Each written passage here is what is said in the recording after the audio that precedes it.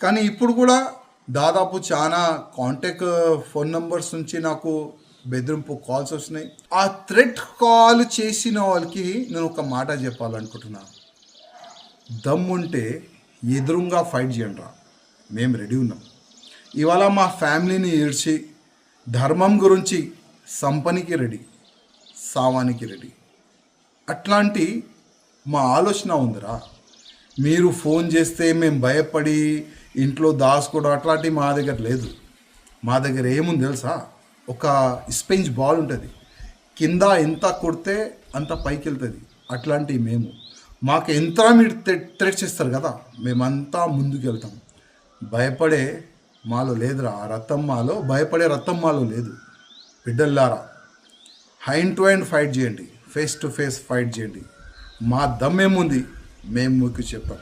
అసలు ఈ బెదిరింపు, ఈ థ్రెట్ కాల్ ఎవరు చేస్తున్నారు ఏంది, అదైతే పోలీసు వాళ్ళు ఎంక్వైరీ చేస్తారనే నమ్మకం ఉన్నది. కానీ ముందు ఏమవుతుంది చూద్దాం. నేనైతే ఇవాళ కంప్లైంట్ ఇవ్వాలని అనుకుంటున్నాను.